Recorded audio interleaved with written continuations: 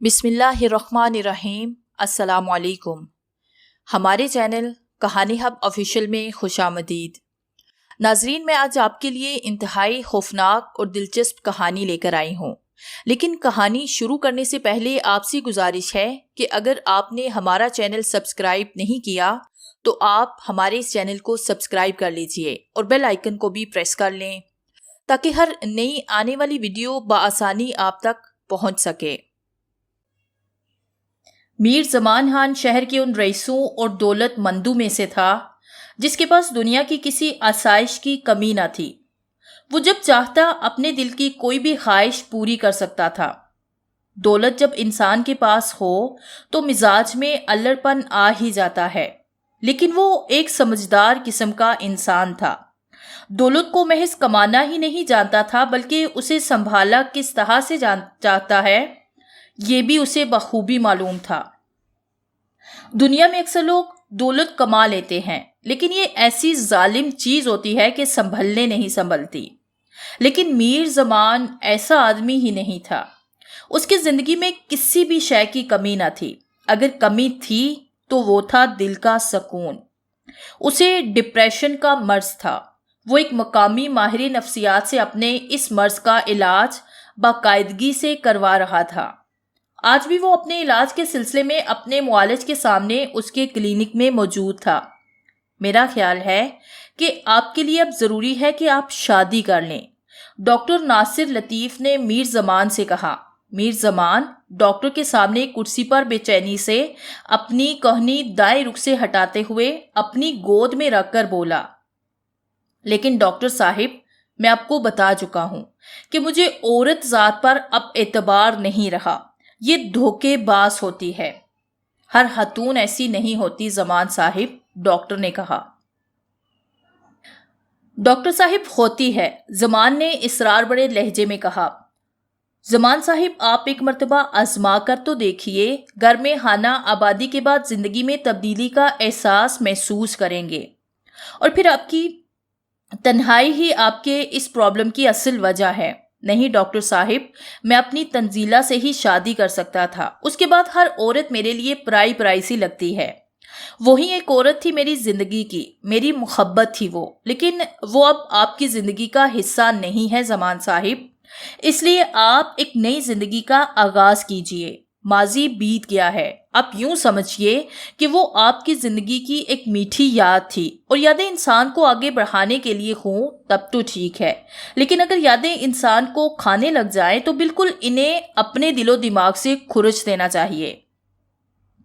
پھر ڈاکٹر نے اپنے سامنے میز پر رکھے کاغذ پر کچھ لکھتے ہوئے کہا، میرا خیال ہے کہ آپ کی حالت پہلے سے بہت زیادہ بہتر ہے، اور مجھے خوشی ہے کہ آپ جیسا سمجھدار آدمی زندگی جیسی نعمت کو بخوبی قدر کی نگاہ سے دیکھتا ہے اور اسے ضائع نہیں ہونے دے گا۔ میرے مشورے پر غور کیجیے گا زمان صاحب، آپ تنہائیوں سے بچیں، مسکرایا کیجیے، مسکرانے کی عادت ڈال دیجیے، زندگی آپ کو واپس اپنی باہوں میں لے لے گی۔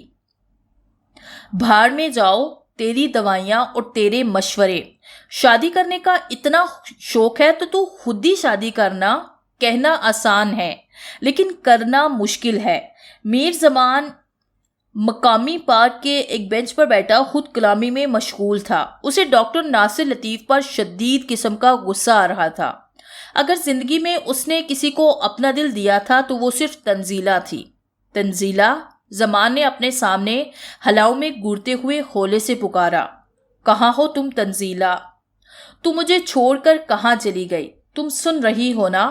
تنزیلہ، تمہی نے تو کہا تھا کہ ہم ایک دوسرے کا ہمیشہ کے لیے سہارا بنیں گے، ایک دوسرے کے لیے جئیں گے مریں گے، لیکن اچانک وہ اپنا سر دونوں ہاتھوں سے پکڑ کر بیٹھ گیا۔ پھر عمران بیچ میں کہاں سے آ گیا؟ تم اس کے ساتھ نہیں، یہ یکایک کیسے ہو گیا؟ تم نے اس سے شادی کر لی اور مجھے یوں زندگی کے بور میں تنہا چھوڑ دیا۔ عورت بے وفا ہوتی ہے، یہ قابل وفا نہیں ہوتی۔ میں تمہیں کبھی معاف نہیں کروں گا تنزیلہ، میں کبھی تمہیں معاف نہیں کروں گا۔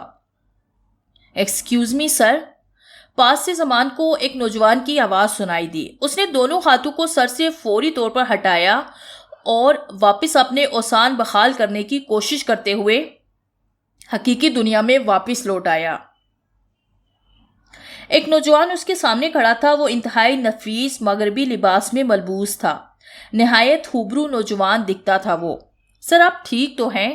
میں آپ کی کچھ مدد کر سکوں تو حکم کیجیے، اس نے نہایت شائستگی بھرے انداز سے زمان کو مخاطب کرتے ہوئے پوچھا تھا۔ زمان کو اپنے رویے کا احساس ہوا۔ وہ دل ہی دل میں شرمندگی محسوس کر رہا تھا۔ اس نے اپنے چہرے کے تاثرات پر مکمل قبضہ جماتے ہوئے سپاٹ انداز میں نوجوان کو جواب دیا، نو تھینک یو ینگ مین، میں ٹھیک ہوں۔ اور کہتے ہوئے اسے ڈاکٹر ناصر لطیف کی وہ بات یاد آ گئی جو اس نے آخر میں بطور نصیحت اس سے کہی تھی۔ اس نے کہا تھا مسکرایا کیجیے، مسکرانے کی عادت ڈال لیجیے، اور زمان نے اپنے لبوں پر ایک جبری سی مسکراہٹ قائم کر لی۔ اگر آپ برا نہ منائیں تو میں آپ کی تنہائی میں محل ہو سکتا ہوں؟ نوجوان نے نہایت ادب سے پوچھا تھا۔ زمان کو کیا اعتراض ہوتا؟ اس نے مثبت انداز سے محض سر ہلاتے ہوئے اسے اجازت دے دی۔ آج میرا برتھ ڈے ہے، وہ نوجوان بولا۔ میرا نام کیسر ہے۔ نائس ٹو میٹ یو کیسر، زمان نے جبری مسکراہٹ چہرے پر برقرار رکھتے ہوئے کہا، اینڈ ہیپی برتھ ڈے۔ شکریہ سر، میں نفسیات کا طالب علم ہوں، پی ایچ ڈی کر رہا ہوں خودکشی کے موضوع پر، کیسر نے بات آگے بڑھاتے ہوئے کہا۔ خودکشی؟ زمان کے منہ سے فقط یہ نکلا۔ وہ پھر سوچ میں ڈوب گیا تھا۔ خودکشی کہنے کو تو محض ایک لفظ، لیکن کرنے کو مشکل اور تکلیف دہ ہے۔ جی ہاں سر، ڈپریشن کے مریض بالآخر خودکشی میں یہی مکمل راحت و سکون محسوس کرتے ہیں۔ خودکشی کی موت ہی ان کی آخری پناہ گاہ ثابت ہوتی ہے، اور اس کے بعد ابدی نیند اور سکون۔ انہیں اس کے سوا کوئی راہ نہیں دکھتی۔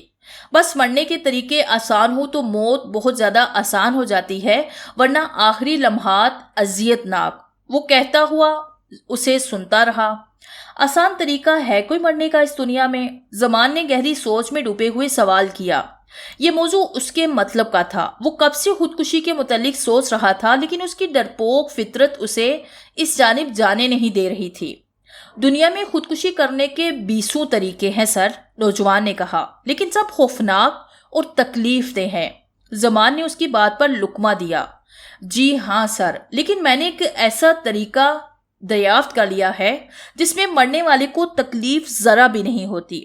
جیسے ہی اسے اونگ آتی ہے وہ موت کی وادیوں میں داخل ہو جاتا ہے اور اپنی ساری مصیبتوں، پریشانیوں اور امراض کی تکلیف سے نجات حاصل کر لیتا ہے۔ کیسر نے دھیمے لہجے میں کہا، کیا آپ جاننا چاہتے ہیں کہ وہ کون سا طریقہ ہے؟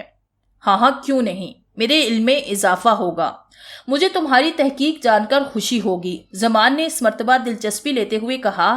وہ بغور اس نوجوان کو دیکھ رہا تھا۔ نوجوان نے اپنے بیگ سے ایک پالش برابر ڈبی نکالی اور اپنے اور زمان کے درمیان میں بینچ پر رکھ دی۔ اس میں ایک ایسا زہر ہے جو انجیکشن کی مدد سے انسان کے جسم میں ڈالا جائے تو 24 گھنٹوں میں وہ جب بھی نیند آنے کی صورت میں سو جائے گا، در حقیقت نیند کے دوران ہی اس کی موت واضح ہو جائے گی اور اسے ذرا بر احساس نہیں ہوگا۔ نو پین، نو ٹینشن، نہ تکلیف، نہ کھچاؤ۔ یہ تو بڑی زبردست تحقیق ہے تمہاری۔ یس سر، اور مجھے یقین ہے کہ میڈیکل کی دنیا میں مجھے اس تحقیق کی بدولت کافی پذیرائی حاصل ہوگی۔ واو ینگ مین، مجھے یقین ہے کہ تم زندگی میں کافی ترقی کرو گے۔ میری نیک تمنائیں تمہارے ساتھ ہیں۔ زمان نے مصنوعی مسکراہٹ چہرے پر سجاتے ہوئے کہا۔ اسے کیسر نامی اس جوان سے کوئی غرض نہ تھی۔ وہ تو للچائی ہوئی نظروں سے اس ڈبی کی جانب دیکھ رہا تھا جو اس کے اور نوجوان کے درمیان بینچ پر رکھی تھی۔ کاش ایک انجیکشن کی شیشی اس ڈبی سے وہ حاصل کر سکتا۔ پھر اس کے ذہن میں ایک ترکیب سوچی، لیکن اس سے پہلے کہ وہ اپنی ترکیب پر عمل کرتا، نوجوان بینچ سے خود ہی اٹھا، سامنے آتی ایک لڑکی کی جانب بڑھ گیا۔ ہائے شیلا، وہ ہاتھ لہراتے ہوئے اس لڑکی کی جانب بڑھا اور 20 فٹ کے فاصلے پر دونوں پھر ایک دوسرے سے محو گفتگو ہو گئے تھے۔ لڑکی کی پھر زمان کی جانب تھی۔ یہ موقع غنیمت جان کر زمان نے فوراً ڈبی کھولی۔ وہاں چھوٹی چھوٹی انجیکشن کی مدد سے انسانی جسم میں داخل کرنے والی زہر کی 10 شیشیاں موجود تھی۔ اس نے ایک شیشی نکال کر فوراً اپنی بغلی جیب میں اڑس لی اور ڈبی کو بند کر کے ویسے ہی بینچ پر واپس رکھ دیا۔ کیسر کچھ دیر مزید اپنی اس آنے والی دوست شیلا سے باتیں کرتا رہا اور پھر جب وہ رخصت ہو گئی تو وہ واپس زمان کے پاس بینچ پر آ کر بیٹھ گیا۔ سوری سر، یہ میری سابقہ کلاس فیلو تھی۔ کوئی بات نہیں، پرانے دوست پہ انسان کا اثاثہ ہوتے ہیں۔ زمان نے جبری مسکراہٹ چہرے پر قائم رکھتے ہوئے جواب دیا، سر اجازت دیجیے میں چلتا ہوں۔ وہ اپنا بیگ کاندھے پر رکھتے ہوئے اٹھ کھڑا ہوا۔ اپنی تحقیق اپنے ہمراہ نہیں لے کر جاؤ گے جوان؟ زمان نے انگلی سے ڈبی کی جانب اشارہ کرتے ہوئے کہا۔ بہت بہت شکریہ، میں تو بھول ہی گیا تھا۔ اس نے فوراً ڈبی اپنے بیگ میں ڈال لی۔ اس رات میر زمان بہت مطمئن تھا۔ آج زندگی سے نجات کا لمحہ ہے، ایسی زندگی جس میں تم نہیں ہو تنزیلہ۔ عمران نے میرے ساتھ اچھا نہیں کیا، وہ تمہیں بہکا کر مجھ سے دور لے گیا، جانے کہاں۔ اگر مجھے معلوم ہوتا تو وہ اس وقت کہاں ہے تو میں، زمان نے دانت بھینچے، میں اس کے ٹکڑے ٹکڑے کر کر بوری میں بند کر کے کہیں پھینکوا دیتا اور مجھ پر بات بھی نہ آتی۔ لوگ اسے معمول کی دہشت گردی کا نام دے دیتے، میں صاف صاف بچ جاتا اور پھر دوبارہ تمہیں حاصل کر لیتا۔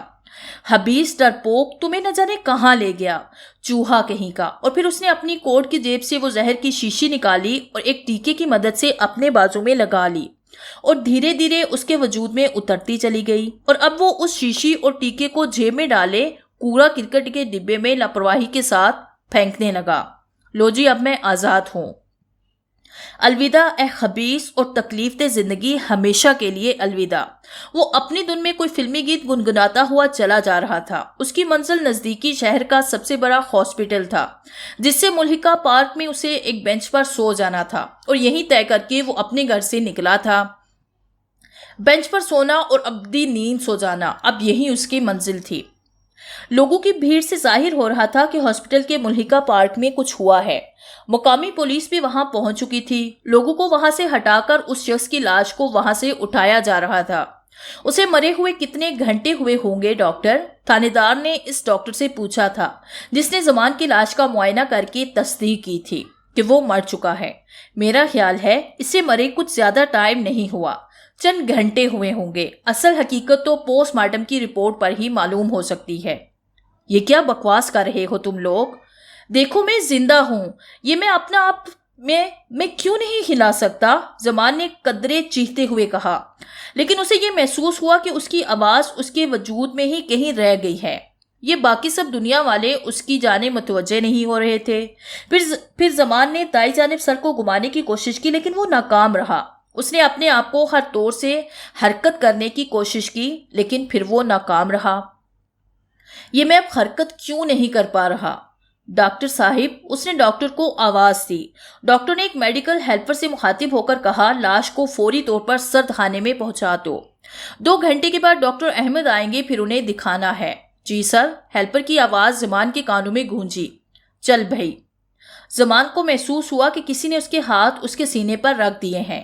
اوئے ہیلپر کے بچے، میں زندہ ہوں، دیکھ میں مرا نہیں ہوں۔ زمان خان اچانک خوف سے چونک گیا تھا۔ انسپیکٹر کا مکروہ چہرہ اس کی گنی ہوئی آنکھوں کے سامنے ایک دم ظاہر ہوا تھا۔ وہ کہہ رہا تھا، اس کی آنکھیں تو کھلی ہیں، انہیں بند نہیں کرنا کیا؟ انہیں ویسے ہی رہنے دے، فائدہ کوئی نہیں، ہم بند کرتے رہیں گے، یہ پھر سے کھلتی رہیں گی۔ ڈاکٹر کی آواز سنائی دی۔ دیکھ انسپیکٹر، میں مرا نہیں ہوں، میں زندہ ہوں، میرا علاج کرو، میں ہوش میں آ سکتا ہوں۔ سنا نہیں تم نے؟ ارے میری بات سنو، ایسے کیسے ہو سکتا ہے؟ ہیلپر کی آواز سنائی دی۔ ہاں یہاں سے پکڑ کر، بس جب میں 3 کہوں تو اسٹریچر پر رکھ دینا۔ 1 2 3۔